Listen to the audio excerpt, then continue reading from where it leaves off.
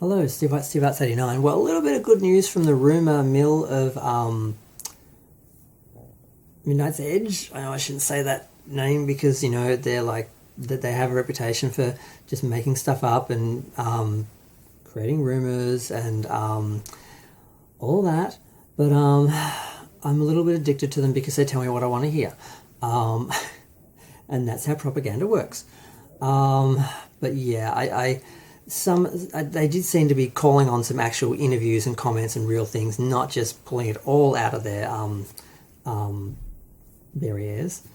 But apparently, Akiva Goldsman, who has been involved in Discovery from the beginning, came into Discovery wanting to be a part of a Star Trek series that he thought was going to be akin to the original series because he'd heard that it was going to be based before Kirk. It was going to be about, he assumed it was going to be about Pike, apparently, and he just got onto that, boarded that boat because that's what he wanted to, boarded that ship, I guess, that starship, because that's what he wanted to get involved in. And then he got there and found out it was an absolute mess, and he did his best to change it.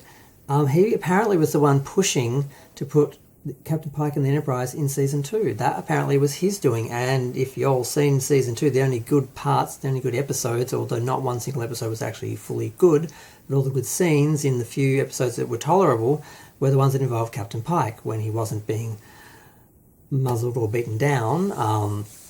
He actually, Anson Mount did a great job of the character. I met him, he was really nice, he was very diplomatic because I told him I hated Discovery, the only thing I liked about it was him and the Enterprise crew and that, and he took that very well. He's very diplomatic. But I wasn't being rude about it. I was just saying I like your work, I like the character. If there's anything I liked about the show, I have real issues with the rest of the show. I hope you get your show and it's different. And he seemed to take that fairly well. He was nice about it. What am I talking about?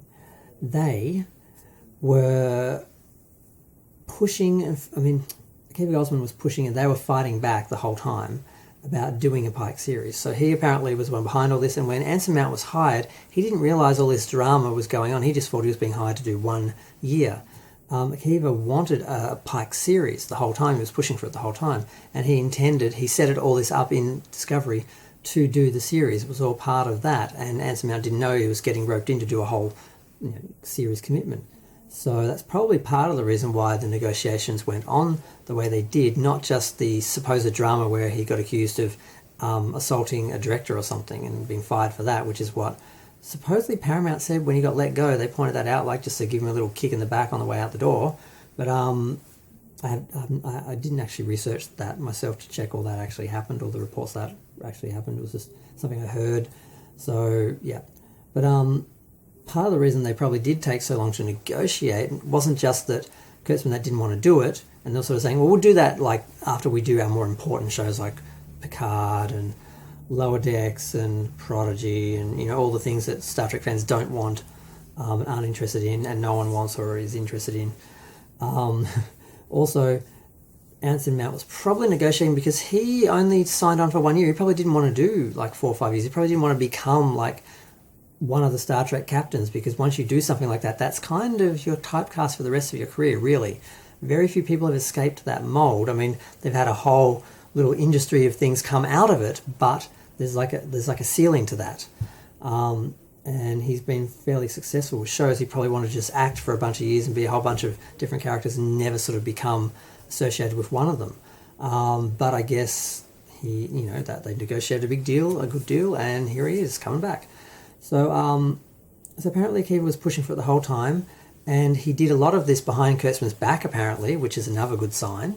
One, that he came in wanting a specific thing. When he wasn't happy, didn't see it, wasn't happy with it, he plotted to get it, make it happen, and he did what he had to get it, which is, basically like doing a backdoor series within Discovery Season 2 for the show, and then getting it up and running, apparently, without Kurtzman really having his approval, because Kurtzman said, I will not do, and I've seen him say this, I will not do a Star Trek series with a male captain, white male captain. We're not doing that. It has to be women and minorities or aliens, I guess. That's it. No white men. because that's not racist. I mean, I get that they've already had their turns, but eventually they should come back to having another turn because, it's only fair. We had white men, then we had black men, then we had a woman, and now we had a black woman. So eventually we should get back to having a white man, and then we can have another Asian woman, or, we just go through, eventually, God, we have so many Star Trek shows eventually that we're going to have, every show is going to have, like, someone represented in the lead character or the main characters. So I think everyone's been represented in the main characters, but not the captains. And I have no problem with that. That's never been the issue. I'm like a very left gay person, so I don't have any issues with the casting, the acting. A little bit with the representation of the tokenism of the transgender characters and the gay characters. They're being very much promoted, like, oh, look what we've got, and didn't come across as very sincere or organic to the storytelling. But that was the issue, not that they had gay and trans. I've been, I won't say begging, but I won't say demanding. I've been wishing for gay characters and gay representation for my whole life, my adult life, for Star Trek. And when they did Enterprise, I'm like, what are they going to do different? They've got another white captain like Kirk. Like they hadn't gone far enough yet to come back to that. I'm like, what are they going to do? Like, oh, he's going to be gay. Of course he's going to be gay. That's the guy from American Beauty. He was gay in that. Oh my God. And I thought he was gay. Sorry, Scott. And they didn't do it. They did a big article saying no queers up here in space, in Enterprise, no gay characters here. And I'm like, then I thought, Dominic Keating's character is going to be gay. And then he turned out to be a huge homophobic in person, allegedly, from my experience, in person. I think he nixed that. I think that was a plan. And then I think he nixed that, but I have no evidence of that. I vaguely remember a couple of interview comments that reflected that, but I would have to go back and look for them, and that's very hard because they're all in scanned files on my computer. I did years ago. This was a decade. This was 15 years. This was 20. Oh God, I don't know. This was a long time ago. I know a lot about Star Trek. I've been following it my whole life, but I can't remember everything. I have to keep records, but then you have to go back and delve into them, and that's just like the end of the end of Raiders of the Lost Ark on my computer. But yeah, I'm just talking too much. But I'm just happy to hear that Akiva, even though Akiva has no talent, and he does do awful shows, at least he wants what we want. I don't think he has the talent to actually create it, which is what the guys at Midnight's Edge were saying, which is why I totally agreed with them. They're saying, look, we've seen this bit of an interview, this bit of a comment, this bit of it looks like he was pushing for this the whole time. He sort of managed to wrangle it behind Kurtzman's back, because Kurtzman stated he did not want that sort of series. That's promising, but can he deliver? If he hires people who can do it, then we're fine. He just has to oversee it and hire people with more talent than him, and it could work and could be great. It is possible. I do actually have some optimism. I will not have my optimism crushed by Discovery and Picard. I will not allow it. I'm not conceding. I will not give in. Star Trek is not dead. It can be saved.